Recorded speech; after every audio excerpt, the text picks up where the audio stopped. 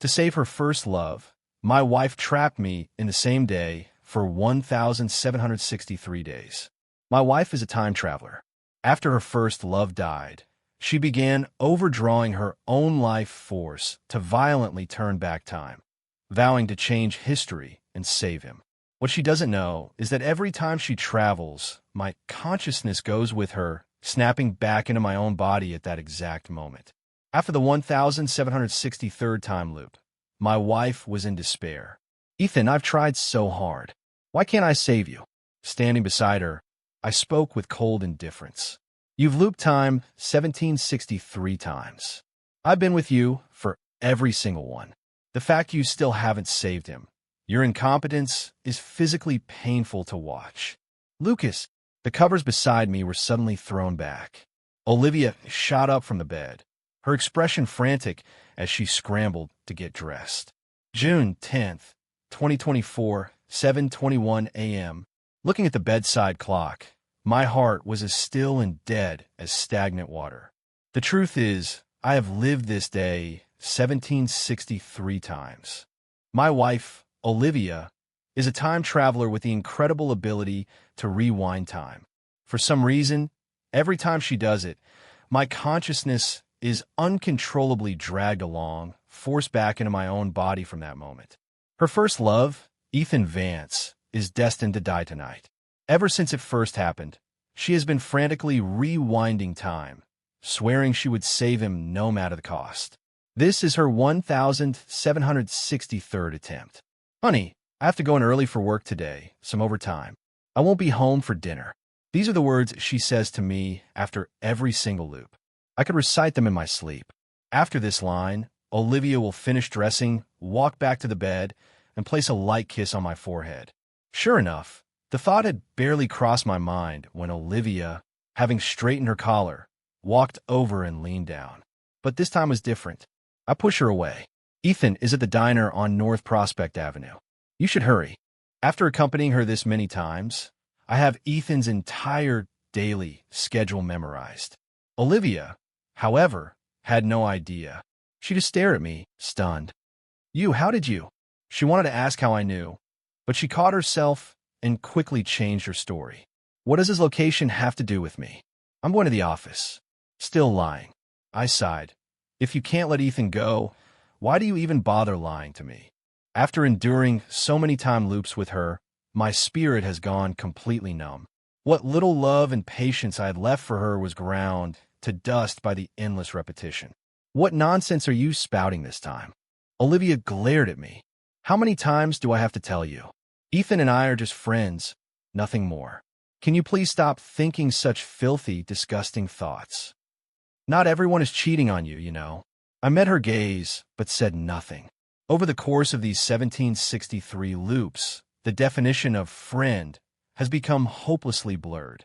A dirty mind sees dirt everywhere. I'm not wasting my breath explaining it to you. Olivia snorted in anger and stormed out of the room. A moment later, the front door slammed shut. I lay in bed, staring blankly at the ceiling. If Olivia can't save Ethan, she will never give up. She'll just keep looping, burning through her own life force with each attempt. And I will be forced to follow her into this endless purgatory, to suffer and struggle alongside her. I have to do something, not for the dying Ethan Vance, and certainly not for the laughable mockery our love has become. I have to do this for myself. I threw on a light shirt and left the house. June in Riverton had brought the start of a long, intermittent rainy season. A cool morning breeze carried a light drizzle against my face, chilling me slightly. I pulled my shirt tighter and drove through the drizzle toward North Prospect Avenue. There was a popular little diner there. Since it was a holiday weekend, plenty of tourists were already there, eager to experience Riverton's famous local breakfast scene. As soon as I got out of my car, I spotted Olivia in the crowd, and next to her, Ethan Vance, eating a bowl of soup. I walked straight inside, ordered a coffee from the owner, and sat down at their table. "Lucas, what are you doing here?" Olivia's eyes went wide when she saw me, clearly flustered at being caught at her lie.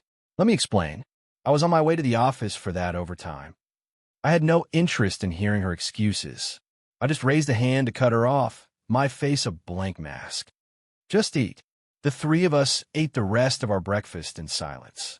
Ethan finished quickly, but Olivia, lost in thought, barely touched her food. The silence must have unnerved her, because she started talking again, rushing the words out. Lucas, the truth is, Ethan was finally visiting Riverton, so I wanted to show him around. I didn't tell you because I was afraid you'd get the wrong idea. In the original timeline, Ethan was in Riverton for a trip, which included attending a charity auction tonight. He dies in a freak car accident on his way home from that auction. In the previous 1762 loops, Olivia tried everything she could think of, but she could never stop Ethan from going to that auction. If she keeps trying the same things, it won't matter how many more times she loops, the result will be the same. I put down my fork, wiped my mouth with a napkin, and slowly stood up. Looking at the two of them, I ignored Olivia's words and locked eyes with Ethan. Then I clenched my fist and drove it straight into his face. Whack! I put all my strength into the punch. The heavy, sickening sound turned every head in the diner. Dozens of eyes were suddenly fixed on us. Ethan stumbled back, clearly shocked that I would just attack him out of nowhere. Olivia was frozen too, staring at me in disbelief. But I didn't hesitate. I lunged forward and slammed my foot into his chest. The force of the kick sent Ethan flying backward until he crashed into the wall with another loud thud. Olivia finally snapped out of it and threw herself in front of Ethan. Stop it, Lucas. What are you doing? I'm beating him up. Is that not obvious? I yanked her aside and landed another kick. Ethan grunted in pain, collapsing to the floor and gasping for air. This time, Olivia used all her strength to shove me away, her eyes blazing with fury. That's enough. Stop acting like a complete psycho. I laughed coldly to myself. A psycho? If I am a psycho, it's because her thousands of time loops drove me insane. Olivia is my wife, yet she throws everything away for another man. And I, for 1763 identical days, have been forced to watch her run to him over and over again. Move, I said, my voice like ice, colder than the morning rain. This time, Olivia refused to budge, shielding Ethan with her body. The look she gave me was filled with pure hatred. I won't let you hurt him again. You don't understand anything. You have no idea what's about to happen to him. I knew she was talking about Ethan dying tonight. What she didn't know was that my own soul had been tortured to the point of despair by these endless repetitions. She might feel the pain of her powerlessness with each failure, but what about me? With every loop, I fall deeper into a bottomless abyss of my own. At least she still has a sliver of hope to cling to. What do I have left but despair? Ethan was clutching his chest, his face twisted in agony. My kicks had been brutal.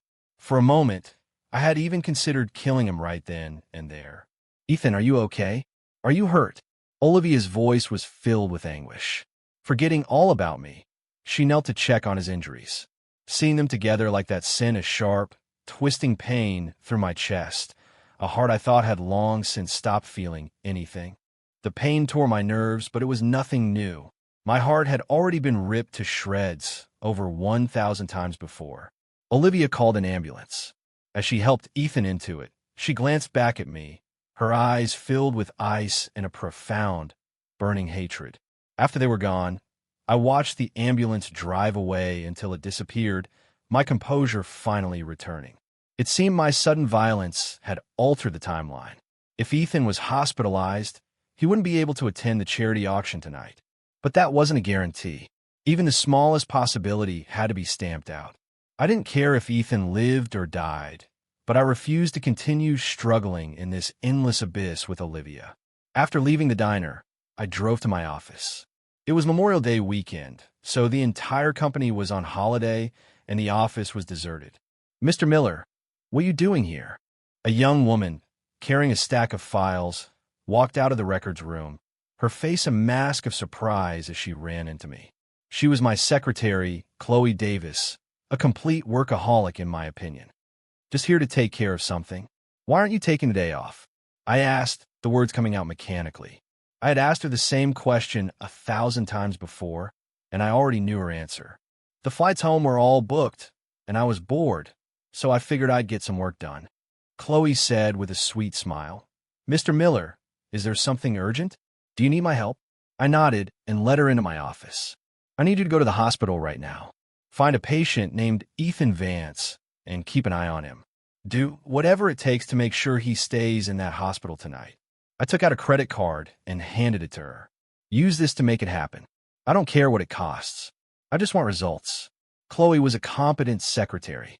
She didn't ask why, just took the card and left the office. With her watching Ethan, she could call me immediately if anything unexpected happened. Alone in my office, I turned on my computer and started gathering information about tonight's charity auction. Ethan died on his way home from this auction. If I could get him to skip it entirely, maybe the accident could be avoided. Just then, my phone rang. It was Olivia. I had no desire to talk to her, so I declined the call. But Olivia was persistent and called right back. The shrill ringing in the empty office grated on my nerves. "What?" I answered, my tone sharp. I felt nothing for this woman anymore. After this was all over, I was going to file for divorce. As expected, Olivia was calling to chew me out.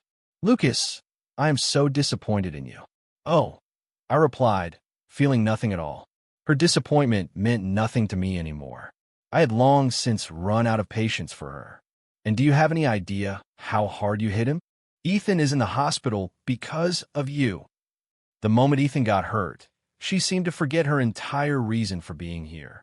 I let out a cold laugh, deciding to drop the pretense. "Olivia, are you just naive or are you genuinely stupid? Haven't you figured it out yet?" I hit him to change the timeline. The other end of the line went completely silent, but I knew Olivia was still there. I could hear her breathing quicken. "Lucas, you know," her voice was laced with disbelief. In her mind, she was probably the only one looping. I was just another background character, an NPC in her game. I clenched my fists so hard my knuckles turned white, my teeth grinding together. "You have loop time 1763 times to save him. And I have been right here with you for every single one, watching you throw yourself at him again and again. Olivia, can you even begin to imagine how that feels?" On the other end, Olivia was speechless. It was something that had never occurred to her. All this time she thought she was the only one looping, that I, like everyone else, would have no memory of any of it. But my words had clearly sent a shockwave through her world. After a long pause, her tone was no longer harsh, but soft and pleading. "Lucas, can you help me then? Ethan is so young. I just can't bear to watch him die like this." I cut her off before she could finish. "Whether he lives or dies is none of my business, and I don't care. I just want to escape this endless torture. If you don't want the same result as the last 1762 times, you'll listen to me." Without waiting for a reply, I hung up. A fire was raging inside me, and I desperately needed an outlet. Over 1,000 repetitions had pushed my mind to the breaking point. The cruelest part was that the architect of my suffering was the woman I loved most. I fought back the urge to destroy everything in my office, lighting a cigarette and leaning back in my chair, my chest still heaving with suppressed rage. A sudden, baseless wave of revulsion washed over me. Everything familiar in this office felt like the bars of a cage. I just wanted to escape. Even if I couldn't escape this prison of time, I needed to get away from this place. I left the office and drove out into the city's dense traffic. A short while later, I parked next to Riverton University. It was my alma mater, the place where Olivia and I first met and fell in love. I don't know why I drove here. Maybe it was one of the few places left that still held good memories. I walked to the main gate, but was stopped by a security guard. I had to laugh. They always say your alma mater welcomes you back, but in reality, you can't even set foot on campus after you graduate. So I just squatted by the gate, smoking and trying to figure out a way to break this time loop. It wasn't really a predicament. It was Olivia's selfish obsession, but it had trapped me all the same. To get out of it, I had no choice but to temporarily align with her to deal with the Ethan problem. Just then, my phone buzzed with an iMessage. It was from Olivia. "Where are you? Can we meet and talk?" Honestly, I didn't want to talk to her at all, but for the sake of my own freedom, I agreed. I sent her my location and went back to my cigarette. 20 minutes later, Olivia showed up. She was holding an umbrella. and her face looked drawn and tired. Her expression softened as she looked at the university campus behind me. But I had no interest in sentimentality. So, what did you want to talk about? Seeing that my former warmth and affection were gone, Olivia's face fell. About the time loops? I'm sorry. I truly am. But I didn't have a choice. You're just feeling tired and hurt by the repetition, but Ethan is losing his life. I need you to understand that. Even if I can never save him, I would let time repeat forever, just so I can still see him alive and standing in front of me. I waved her words away. I can't understand that, and I won't tolerate it. To be blunt, you're just being selfish. Olivia looked at me, her face a mask of pain. Selfish? Do you think looping time is easy? Do you have any idea what it costs me? My life force is draining away. I'm burning through my own lifespan to do this. I crushed out my cigarette and looked at her through the dissipating smoke. No one is forcing you to do this. But what gives you the right to drag the entire world into your personal regret? Trapping everyone in this single day forever. They might not remember it. They might wake up thinking every day is new, but their souls are still being ground down by this endless repetition. On this one day, people are being born, growing old, getting sick, and dying. What gives you the right to trap them in that moment of pain, forcing them to endure it over and over again? At my words, Olivia fell silent, and tears began to stream down her face. She stared at me, her eyes red. Then what am I supposed to do? Just stand by and watch Ethan die? I can't. I really can't do that. I lit another cigarette and took a long drag. I'll help you this time, but only this time. After it's over, I'm leaving. Since you feel so strongly about Ethan, it only makes sense for you to be with him. Olivia panicked. No, it's not like that. I never wanted to be with Ethan. I love you. I shook my head and put out the half-smoked cigarette. But I don't love you anymore. With that, I stood up and walked away without looking back. Lucas, don't go, Olivia cried, rushing after me, her eyes now redder than before. She grabbed my arm, her voice breaking into a sob. I'm sorry, I'm so sorry. I never meant to hurt you. I thought you wouldn't remember anything. I just wanted to fix this quietly, and then we could be together again. I stopped in my tracks and suddenly laughed. You wanted to be some unsung hero, and you were willing to drag the whole world down with you to do it? How noble. Olivia, we're done. It's over. I pulled my arm free. The umbrella fell from her grasp, caught by the wind, and tumbled away down the street. The rain seemed to pick up. Her sobs were slowly drowned out by the sound of the downpour. In my memory, this rain had been falling for 1,763 days. If tomorrow ever comes, I wonder if the rain will stop. The ringing of my phone pulled me back to reality. It was Chloe. Chloe, what is it? Chloe's voice on the other end was frantic. Mr. Miller, Ethan Vance is gone. They've searched the entire hospital. None of the doctors or nurses know where he went. She sounded panicked, probably blaming herself for failing the task I'd given her. I frowned, but I wasn't surprised. His injuries weren't severe enough to keep him down for long. A simple beating was never going to be enough to stop him. I reassured Chloe, told her she did a great job, and that I would handle it from here, then hung up. In the rain, I turned and looked back at Olivia, who was now crouched on the sidewalk, her face buried in her hands, sobbing. My chest tightened with a suffocating pressure. I had loved this woman for so long. Her every mood used to dictate my own. Even now, with all the love gone, I still felt a pang of pity. But she had brought all of this on herself. I would hurt, I would struggle, and I would probably spend a long time agonizing over this breakup. But I would never regret it. Stop crying, I said, walking back to her, my voice cold in the drizzle. Your precious boyfriend ran off. Ethan. Olivia ignored my sarcastic tone and looked up at me, stunned, her face streaked with what might have been tears or rain. I nodded. But it's not a total disaster. We know for a fact that according to schedule, he doesn't die until 11:35 p.m. He's safe until then. Olivia wiped her eyes and scrambled to her feet. The auction. He's definitely going to the auction tonight. In every one of the previous 1,000 loops, Ethan attended that charity auction without fail. That part of the timeline was crystal clear. There's a question we've both been ignoring. Why is Ethan so obsessed with attending this specific auction? I frowned, thinking about it seriously. Olivia opened her mouth to speak, but her expression was blank. In all her previous attempts, her thinking had been too superficial. She was so focused on blindly stopping Ethan from being on that specific road at 11:35 p.m. that she never stopped to ask why he was so determined to be there in the first place.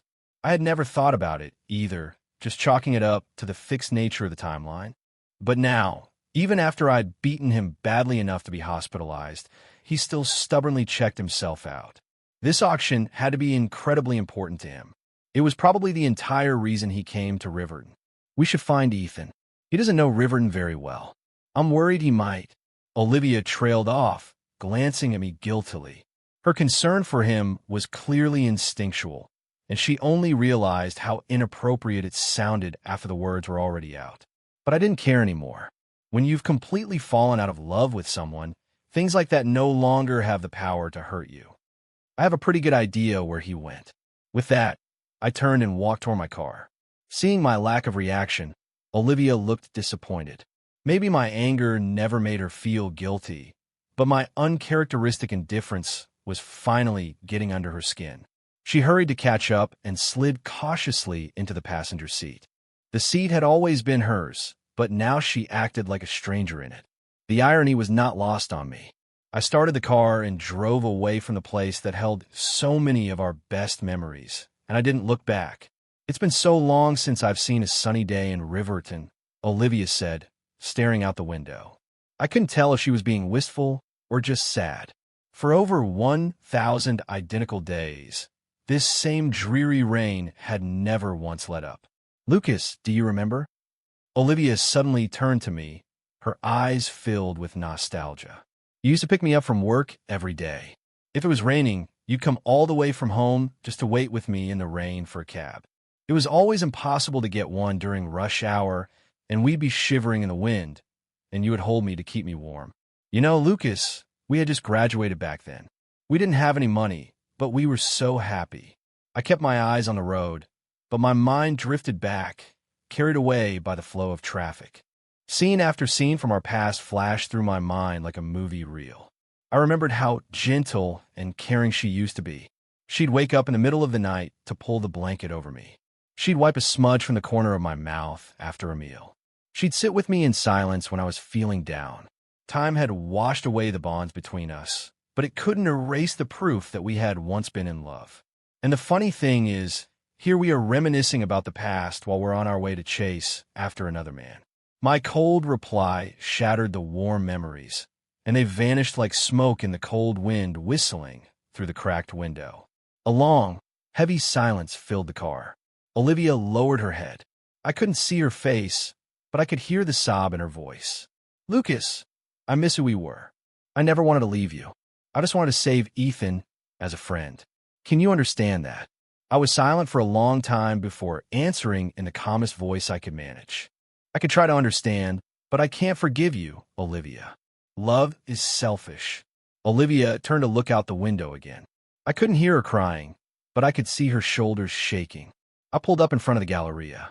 When I'd beaten Ethan up, I'd ruined his expensive suit. If he was still planning on attending a charity auction, he'd need a new one. This was the closest high-end mall to the hospital. As I was getting out of the car, Olivia grabbed my arm, a hesitant look on her face. After all these years, I could still read her like a book. Are you afraid I'm going to hit him again? I asked, my expression calm. Olivia looked embarrassed, but she nodded. It's not right to hit people. You never used to be violent. I shot back. And you never used to be so passionate about other men.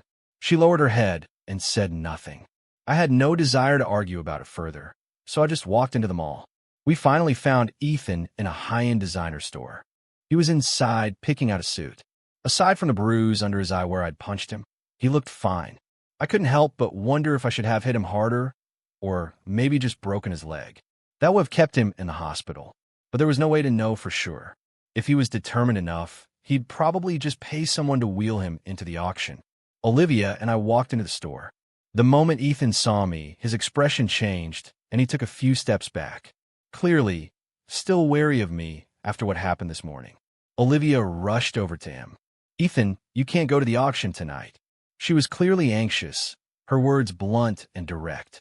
As the day wore on, her desperation was growing. Ethan glanced at me warily before asking her, "Why not?" Olivia stared him straight in the eye. "Because if you go, you're going to die." I had to stop myself from rolling my eyes. The woman was an idiot, or maybe just desperate. No wonder she'd failed over 1,000 times. Ethan stared at her for a moment, then laughed. "Don't be ridiculous. As long as he stays away from me, I think I'll be perfectly safe." He shot me a dirty look. I stepped forward.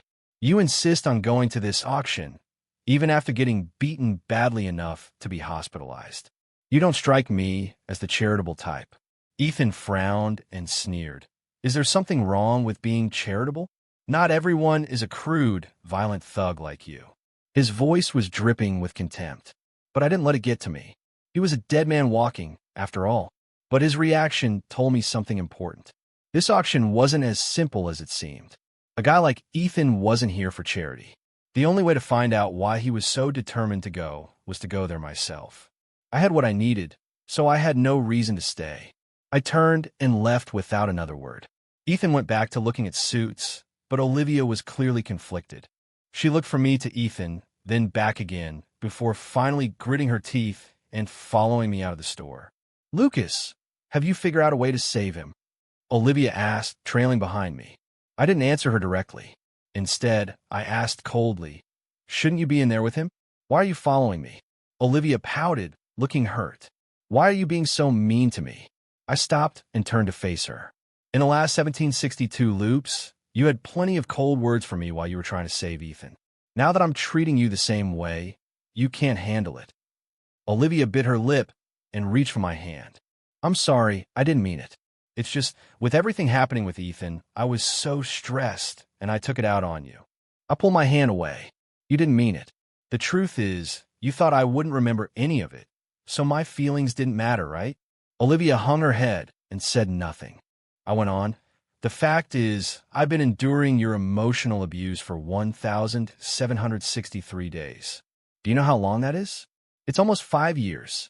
For 5 years, I've been in constant pain. When other people fall out of love, they can get a divorce. They can leave. But me, I'm stuck here, repeating the same day, suffering in this endless abyss over and over again."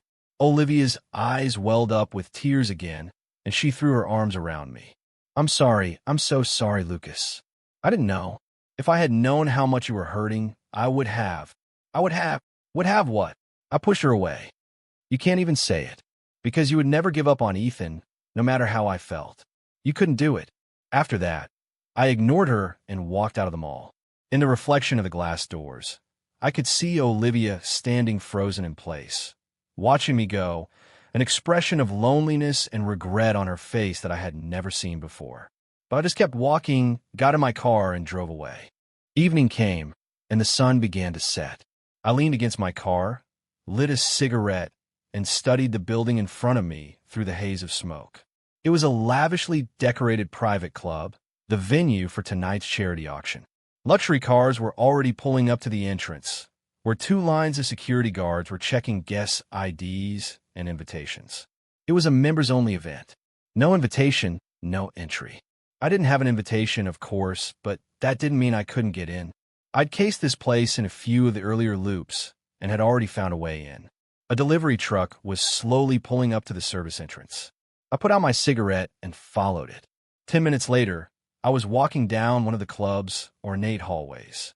Just then, a man and a woman appeared at the other end of the hall.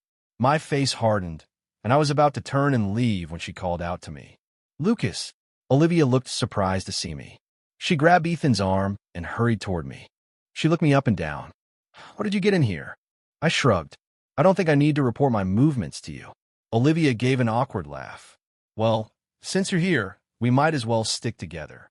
If we both keep an eye on Ethan, we can make sure nothing happens to him." She tugged on my sleeve and lowered her voice. "That's your job, not mine," I said, then glanced at Ethan with a sneer. "Besides, I'm sure this great philanthropist wouldn't want to be seen with a brute like me." Ethan snorted, crossing his arms and looking down his nose at me. "Of course not. A place like this isn't for thugs. I won't bother reporting you to security, but you should know your place. His words dripped with arrogance, as if his magnanimity in not reporting me somehow made him a better person. Olivia looked even more embarrassed. She whispered to me, "Just be careful, okay? And call me if you find anything." I didn't answer, just turned and walked away down the hall. After leaving them, I grabbed a cocktail from a passing waiter and began exploring the club. The auction hadn't started yet, but I'd already seen several of Riverton's most powerful business leaders arrive. I didn't see any of them in the main hall, which meant they had to be meeting somewhere more private. As I was searching, I found a hidden stairwell. I tried the door, but it was locked. I waited around the corner for a few minutes, and soon enough, a well-dressed, important-looking man walked up to the door. He took out a key card and swiped it. The door beeped and unlocked as he went inside. I slipped in behind him, catching the door before it could close. I waited until he was gone, then pushed the door open and went inside. A flight of stairs led down into a basement. I crept down quietly, and what I saw at the bottom shocked me. It was a hidden basement, but it was far more luxurious than the club upstairs. Several men in expensive suits were sitting on a sofa in the middle of the room, surrounded by a line of beautiful, slender women. It was a shocking scene. I never would have guessed something like this was hidden beneath the club. "Is this place secure?" one of the men asked. "Of course," another replied. "These women have all been carefully vetted. They know how to keep their mouths shut." "I'm not talking about the women. I'm talking about this charity auction of yours. We're putting a lot of money in. Are you sure you can get it back to us clean?" My eyes widened, and I clapped a hand over my mouth to keep from gasping. I understood immediately. This auction was far more than it seemed. It was a front, a way for these men to launder their money. Ethan must have known about this. He was probably one of the participants. I quickly pulled out my phone and took a few pictures, then started recording a video for evidence. These were some of the most powerful men in Riverton. If this got out, it would cause a massive scandal. I listened for a little longer, then a few of the men got up to leave. I ducked into the shadows to hide. After they were gone, I was about to leave myself when I overheard something that made my blood run cold. "Once that money is in my pocket, it's not coming out. After the auction, I want you to find someone to take care of them, all of them, and make it clean." My breath caught in my throat, and my hand holding the phone started to shake. I finally understood how Ethan died. It wasn't just him. Every single person involved in this scheme was going to be killed off, one by one. I stayed hidden in the darkness for a long time before I finally, carefully slipped away. Even after the heavy door clicked shut behind me, my heart was still pounding. I didn't waste any time. I hurried out of the club and back to my car, where I finally started to calm down. I immediately called the police and sent them the evidence I had recorded. 10 minutes later, police sirens filled the air as squad cars surrounded the club. Before long, I saw the men from the basement being led out in handcuffs. "Ethan!" Olivia cried, running out of the main entrance, her face a mixture of emotions. I hadn't noticed until then that Ethan was one of the men being arrested. He must have been in on it too. He was alive, but now he was facing a long prison sentence. I wasn't sure if, for Olivia, that was a better or worse outcome. I lit a cigarette and watched the light rain falling outside. It wasn't a heavy rain, but it felt oppressive. Talp, talp, talp. Someone was knocking on my window. I turned and saw it was Olivia. I unlocked the door, and she got in. Her face was pale. She was clearly in shock. Getting arrested is what he deserves. It's better than being dead. I cracked the window to let the smoke out and looked at her. "You're not going to loop back again, are you?" Try to convince him not to come. That was my biggest fear. If Ethan didn't attend the auction, he wouldn't get arrested. If Olivia was determined enough, she could try another 1,000 times and maybe, just maybe, find that perfect outcome. But Olivia just shook her head. He got what he deserved. I'm not going to use my power to help him escape justice. I nodded. Good. Then this is finally over. I turned and looked out the window again. Maybe tomorrow the rain will finally stop. Olivia was suddenly looking at me. "Lucas, I'm done with Ethan for good." "Okay, that's your choice. It has nothing to do with me," I said, my voice flat. Olivia gave a bitter smile. "I was so wrong about so many things. Can you ever forgive me?" "I can forgive you," I said, meeting her eyes. A flicker of hope appeared on her face, and I continued. But that doesn't change the fact that we're over. Forgiveness means letting go. If I spend the rest of my life hating you, I'm not punishing you. I'm punishing myself. Olivia, there's no future for us. Let this rain that has fallen for 1,763 days, be the end of our marriage. I opened the car door and got out. You can have the car. Then I turned and walked away. On the horizon, the clouds were beginning to part, and the rain was tapering off to a drizzle. The rain was finally stopping. When I opened my eyes again, I was lying on a grassy field, surrounded by the sounds of laughter and shouting. I sat up confused. I was on a soccer field surrounded by a running track. Lucas, are you going to play or what? You can't just take a nap in the middle of the game. A young man walked over and playfully punched my arm. He was my college roommate. What was his name again? I was completely stunned. I had no idea what was happening. Was I dreaming? I reached out and pinched his arm. Ow! Hey, that hurts, he yelled, shoving me to the ground and sitting on my chest. You want to pinch me? I'll show you. He started tickling my ribs and under my arms. The tickling was all too real. This wasn't a dream. I was back in college. Lucas, a clear, bright female voice called out from across the field. My roommate glanced over, then pulled me to my feet and pointed. Hey, look, Olivia. She's looking for you. I frowned and looked where he was pointing. It was Olivia, or rather, a 20-year-old Olivia, wearing a white sundress and walking toward me, her hand behind her back. Lucas, I like you. Olivia suddenly revealed the bouquet of flowers she'd been hiding behind her back. The entire field erupted in cheers and whistles. A public confession was always a big deal on campus, especially when it was a girl asking out a guy. My roommate grabbed my arm, practically vibrating with excitement.